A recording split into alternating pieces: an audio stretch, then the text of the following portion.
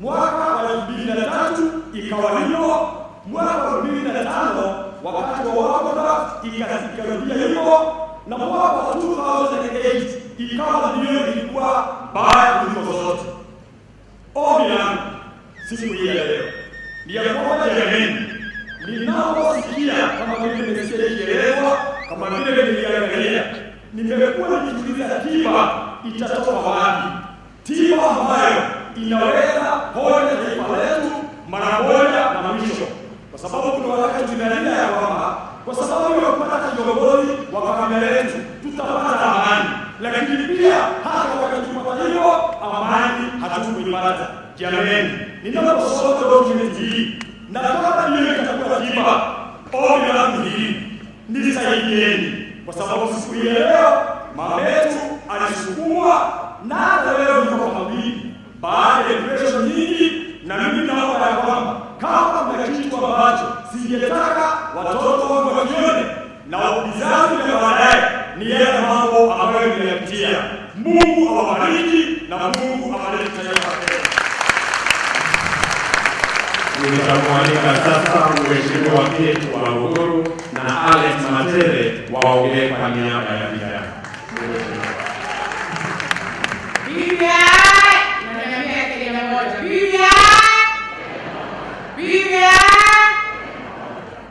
Your Excellency, the President of the Republic of Kenya, on this historic day, katika ukumbi wa Bomas, on a day when you were born and you're celebrating your birthday.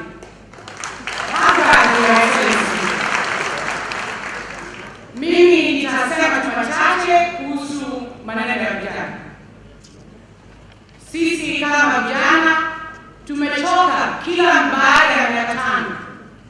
Vijana wanatumika kufanya kampeni ikikwisha maneno yao inamishia pale.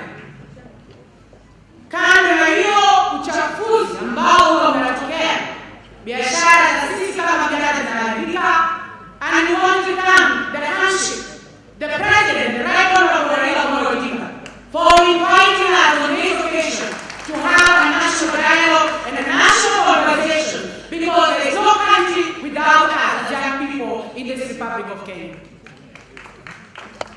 Mheshimiwa Rais, wewe unakaa kama Nehemia. Umekubali kutuita sisi kama Wakenya tujadiliane, tuongee juu ya kuta ambazo zimeanguka. Tunakuomba ufunge masikio yako mkiwa na Mheshimiwa Raila Odinga na viongozi ambao kwa midomo yao na mioyo yao wanasema wanataka kuona Kenya ikiendelea mbele. Conversation ya BBI lazima iwe ni conversation ya patriotism and not a conversation of 2022 politics or 2027 politics. We want to see sisi kama mama, vijana wetu wakimaliza standard 8 ama form 4, the government will be taking care of our youth as opposed to us investing in individuals ambao wanakuambia tutakuweka ndani ya serikali ijayo. Sisi tunataka haki yetu ilindwe na serikali ndani ya katiba, ndani ya BBI. Tunaomoka kwa katiba na sio kuomoka kwa biashara ya kutengwa. Kwa hayo mengi na machache, naomba Mungu awabariki.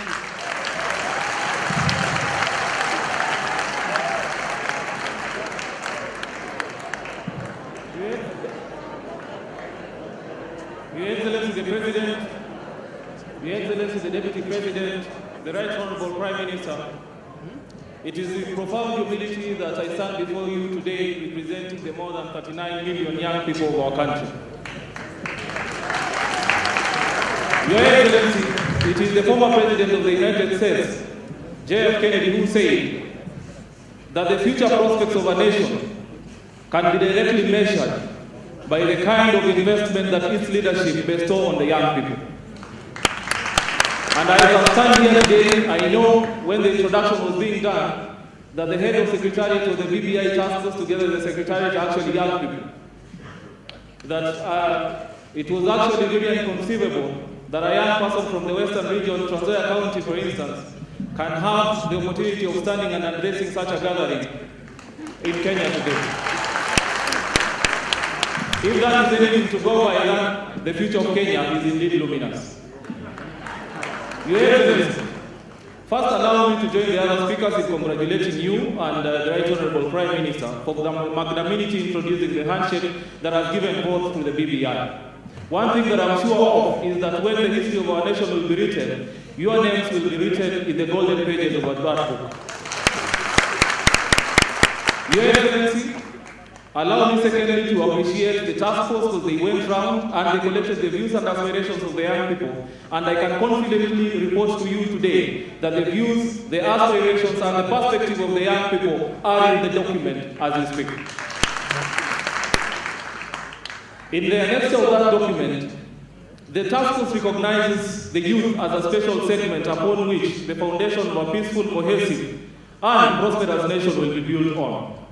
Secondly, Your Excellency, the youth of our country have been feeling that they have been left out. And we have a common cliche that if you're not on the table, then you're on the menu. And the youth of this country have been on the menu for far too long.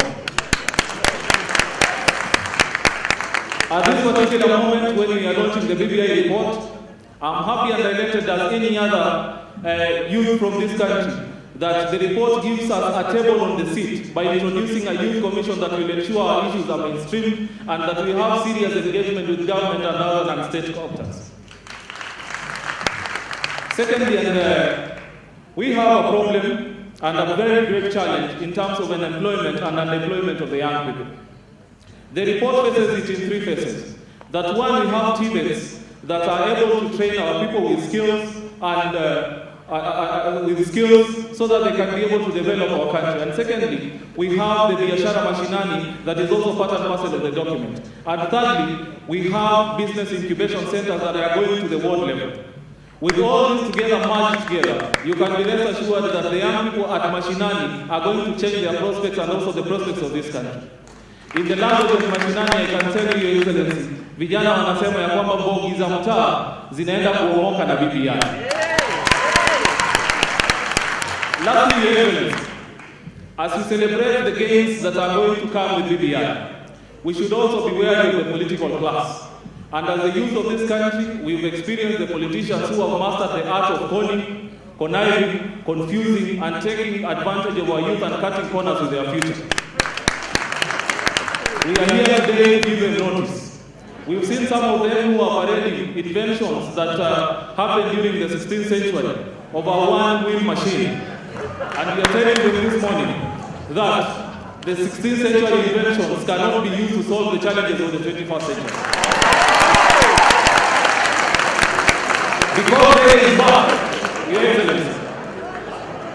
Because they is back, allow me to quote Bomas, and he sat and said that you can lie to some people sometimes, you can lie to some people all the time, but you cannot lie to all the people all the time. In conclusion, Your Excellency, Martin Luther King said that all of us, and I paraphrase, that all of us must endeavor to fly, but if we cannot fly, then we run, and if we cannot run, then we walk, and if we cannot walk, then we crawl. The message of the young people today is that they will be going to fly with you, that they are going to run with you, that they are going to walk with you, and if circumstances force us, then we are going to come with you to ensure that your legacy is secured and delivered, and also that the process of the BBI. Thank you very much. Asante sana. Mheshimiwa Mishiboko, Rene Mayaka na Gavana Charles Ngilu wataongea kwa niaba ya kina mama. Mheshimiwa.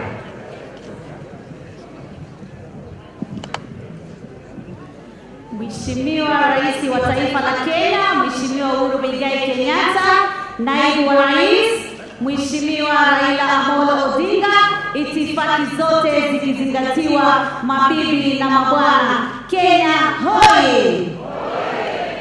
Waswahili wanasema hayawi huwa. Leo tumefikia siku mwafaka, siku muhimu ambayo tunazindua ripoti ya BBI, ripoti ambayo ilikuwa inazungumzia kujenga madaraja ya kuleta amani katika taifa letu la Kenya, madaraja ya kujenga umoja katika taifa letu la Kenya, madaraja ya kuleta ufanisi wa maendeleo katika nyanjani. kwa niaba ya kina mama wenzangu viongozi na kina mama wa Kenya, sisi tunaunga mkono ripoti hii kwa sababu imeangazia haki za kimsingi za kina mama. Tukiangalia Mheshimiwa Rais, BBI imezungumzia ya kwamba katika nafasi ya ugavana, gavana akiwa mwanamke, naibu wake atakuwa mwanamume. Hivyo basi, jambo hili litaweza kutupatia ngazi sisi kama kina mama wa taifa la Kenya tuweze kupata hatua ya kuingia katika uongozi wa ugavana katika kaunti zetu. Vile vile katika seneta, sasa hivi tulikuwa tu na maseneta wateuliwa 16 na wale watatu tu wachache waliochaguliwa. Lakini sasa tutapata sauti ya kina mama waliochaguliwa kikura, watakao kuwa na haki ya kupiga kura pale katika bunge la seneti na kuweza kufanya maamuzi ya kuhusu mambo ya county government zetu pale mashinani. Mheshimiwa Rais, tunajua hapo awali tulikuwa na wale kina mama 47 katika National Assembly. Lakini sasa hivi katika ripoti ya BBI tunaona kuna formula nyingine ambazo zinazungumziwa ili kuona ya kwamba tutaweza kuhakikisha ile sheria ya thuluthi mbili ya jinsia itaweza kupatikana. Tunaomba sana wale wataalamu, wale tunawaita experts, waweze kuweka formula ambayo haitaleta tena utata ifikie ya kwamba eti bunge la taifa liweze kuvunjwa. Tunasema ya kwamba Mkenya aisome BBI report, tusiweze kudanganyika na porojo, tusiweze kushika propaganda.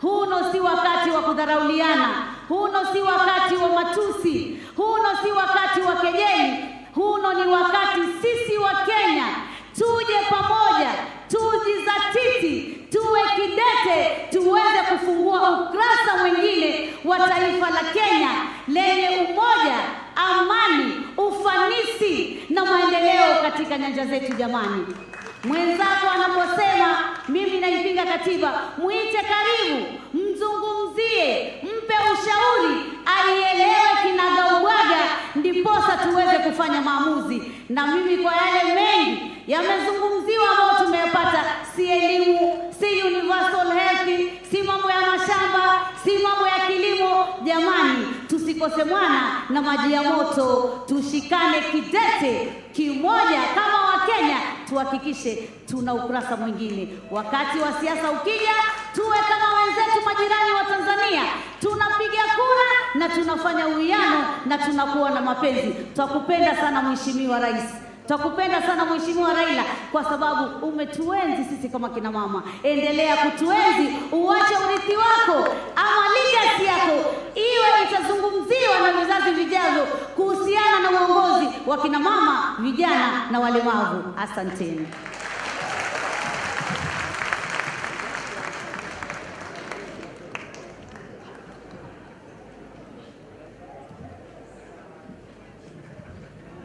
Your Excellency, the President of Kenya, ladies and gentlemen, all protocol observed. Your Excellency, elections such as ours in previous years have always come out with an aspect of winner takes all, where some Kenyans end up laughing all the way to the bank as others laugh all the way to the toilet. Your Excellency, we are particularly happy with the handshake that happened between you and the Right Honorable Prime Minister Raila Amolo Odinga on March 2018. That for some of us came as a shock, but we were quickly very happy about it because as a result of it, the country that is Kenya has started to be in the process of ensuring that we are no longer polarized. Your Excellency, as the women of Kenya, we are particularly very happy with the BBI. Wamama tumefurahi ama hatujafurahi? Tumefurahi ama hatujafurahi? We are happy, Your Excellency, because in particular when I talk about the Senate, where now we will have our women being able to vote, and now we even want to have the formula coming back so that the women of Kenya in the Senate can actually vote for a higher percentage for water, and they can vote for a higher percentage for women empowerment at the county level. Your Excellency, we are happy with the Youth Commission, that we must say right now that we want it to be explicit, leaving no room for maneuvers and variances. Your Excellency, as a member of County Assembly, from the County Assembly of Nyamira, we are particularly happy with the 35% that is coming to the devolution. We are also happy with 5% for ward development, because this has been a thorny issue for many members of county assemblies for a very long time. At least now we are able to ensure that Article 35 is taken care of. Sisi kama ma MCA tunangoja the next process na tutacheza kama sisi.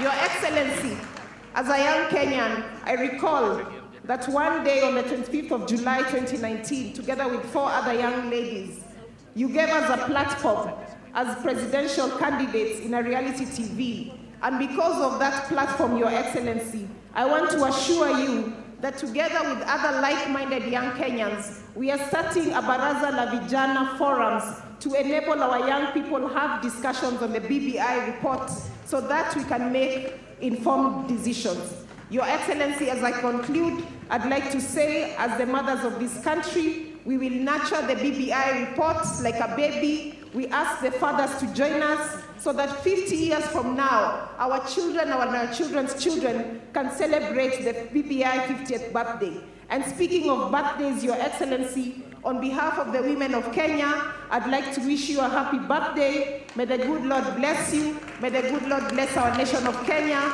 And may the good bless all of you. Thank you very much.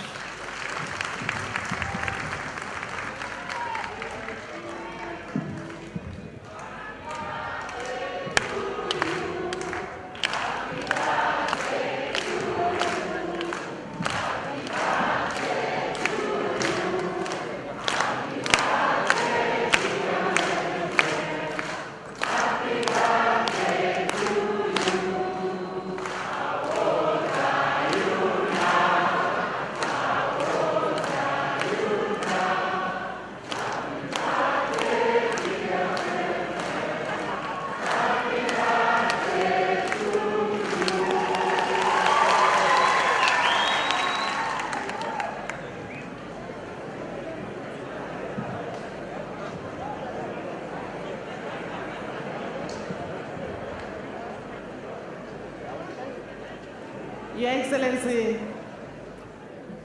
Rais Uhuru Muigai Kenyatta, Your Excellency, Mheshimiwa former Prime Minister Raila Amolo Odinga, Mheshimiwa Deputy President, mabibi na mabwana, hamjambo. Thank you very much for giving me this opportunity. Let me just say, I have been invited here to speak on behalf of women, but I also speak on behalf of Kenyans. And to say that today is a great day.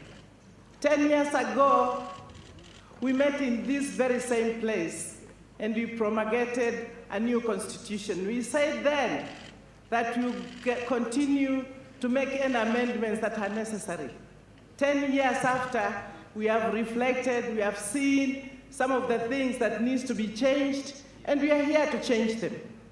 And we are going to change them so that we can get everybody included in the running affairs of this nation. We do not want anybody to be left behind. Therefore, Your Excellency and the former Prime Minister, thank you so much for coming together in a timely way, shook hands, agreed, and we put every Kenyan to be part of this. I would like to say, Your Excellency, from where I'm sitting as the governor of Kitui County, first and foremost, I really say thank you that in this constitution, we are going to have extra resources that will go mashinani. And that is what a lot of people have been advocating. We have been getting 15%, now we are talking about 35%. Surely 35% will get Kenyans out of ufukara, will get Kenyans out of maskini, and these are the things that we have all been fighting for since independence 57 years ago. Today is the time for we leaders to appreciate, with the more resources on the ground, using those resources well, for sure Kenya will start growing. And for the leadership to understand that if we use the resources well, we can now actually implement our Big Four agenda, ensuring that every Kenyan has food, ensuring that we can get universal health care, ensuring that we can manufacture, and the leadership to sell our goods, both in the country and outside the country. Small handouts coming from leaders, it has no place in this country. Let us get every Kenyan working for what they believe we believe in. Your Excellency, having said that, first and foremost, I also want to insist that these resources might make sure that Kenyans get better health care, that women can get water into their kitchens, that we can have food on the table. For me, that is the basic needs that we have fought for many years. Your Excellency, National Assembly issue of 2/3 gender rule has not been addressed in this proposed constitution. Remember, there is a serious threat of Chief Justice Maraga that we must have the 2/3 gender rule. And when they say that, it is not others, it is we women who are targeted. Your Excellency, the 7 depositions that will be given to the National Assembly, then put it there that they will all of them go to women, all of them, without exception. Your Excellency, you know, I wear 2 hats. I'm a party leader, and I'm also a woman, and I'm a governor, and the only one governor you didn't even call, so let me take 3 minutes. Your Excellency, finally, the executive is very silent. We know those positions up there, it is easy, and we know it can happen, that what wakai, pahali, now they will do always what they do. We want those 5 positions to ensure there is a 2/3 gender rule applied.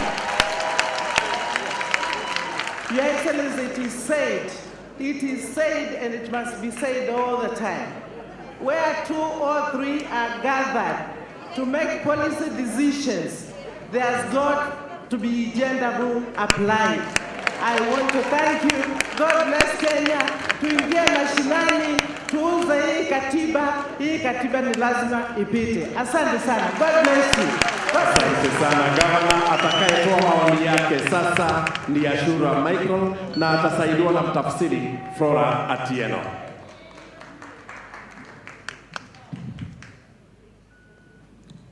His Excellency, Honorable President Uhuru Kenyatta, His Right Honorable Raila Amolo Odinga, our Deputy President, Honorable Ruto, all protocol observed. I'm pleased to be here to witness the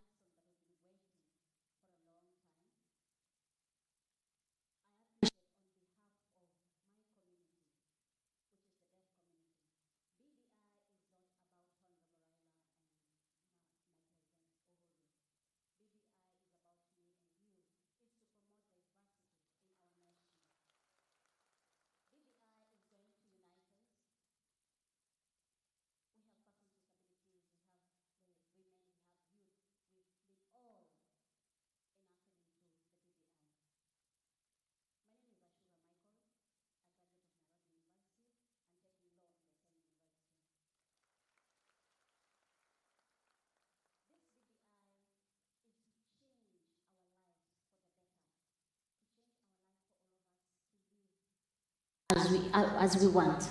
I appreciate you, and I would like to ask everyone to read this document. Read keenly. Don't let anyone read.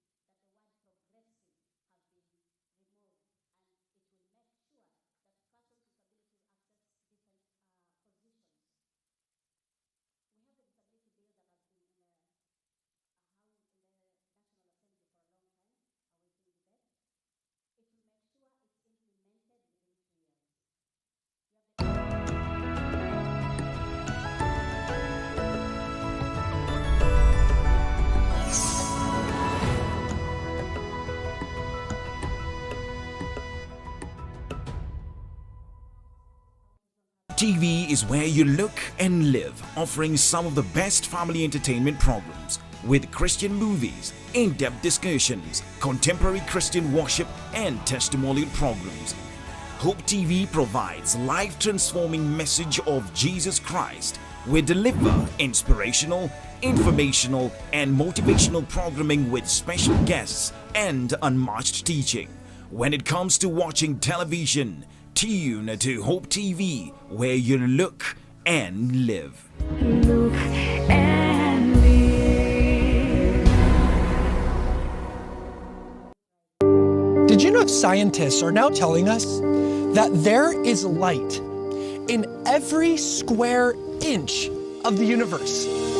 Now, light is made up of energy quanta called photons, and there are approximately 4 million photons per square meter. 96% of the universe is unknowable, made up of dark energy, black matter, and black holes. And yet, even in the places that appear to be the darkest, scientists tell us light is there. Photons are all but omnipresent. No wonder the Apostle John said, "God is light, and in him there is no darkness at all." The Apostle James says that our God is a Father of lights, in whom is no shadow of turning. Like light, God is everywhere. David said, "Where can I flee from your presence, O Lord? If I ascend up to the heavens, or dwell in Sheol, if I take the wings of the morning, or go to the uttermost deeps of the sea, behold, thou art there." So to ask the question, where is God, is like asking, what shape is yellow? God is everywhere, even in the places that appear to be the darkest in your life. When you're going through the dark day of despair and the dark night of the soul, when you're swimming through the Styx and trekking through Tophet and venturing through the valley of the shadow of death, God is there. God does not isolate from your darkness. He infiltrates your darkness. The speed of light is the one stable element in all of existence.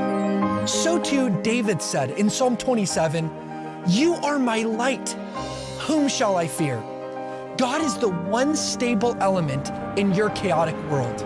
The Bible says he is the same yesterday, today, and forever. The only thing new about God are his mercies. His mercies are new every morning, but God himself, like the speed of light, is stable.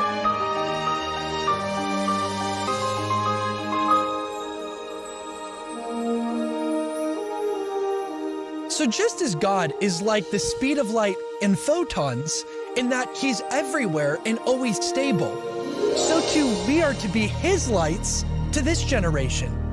In Philippians 2:15, Paul says, "We shine as lights in a wicked and perverse generation."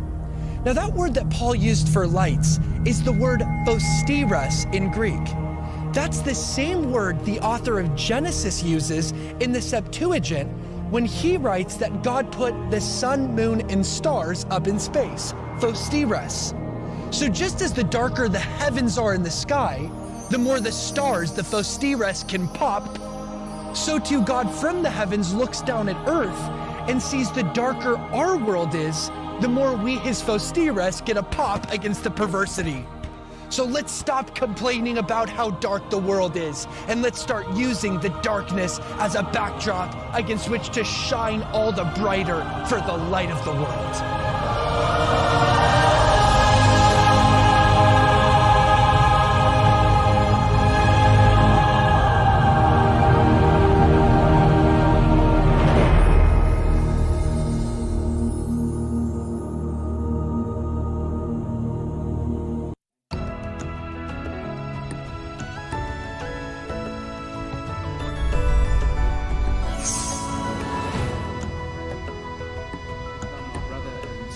Keepers.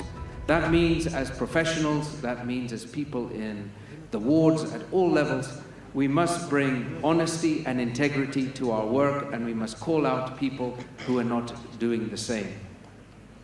We must ensure that in this inclusive economy, we can ensure that all the people who want to participate in programs, in projects, in companies, in tenders, can do that safely, and they can be certain to win. this issue of hii tender ni ya hawa must stop. We must ensure that young people and women can win fair and square. We must build an export-led economy. We must ensure that everything that we do in terms of the money that we raise as companies and the taxes that we pay is put to good use.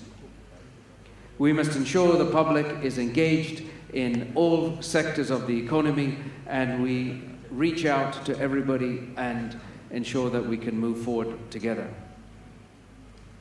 So with those few words, I just want to say thank you that our report was included.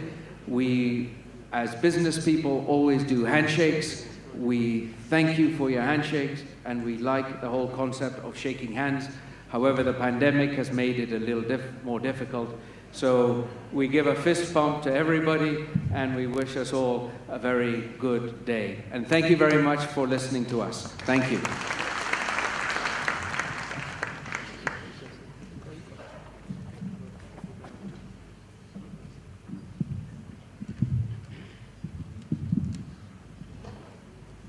Your Excellency, the President, Your Excellency, the Deputy President, Your Excellency, the Right Honorable Prime Minister, distinguished guests, ladies and gentlemen.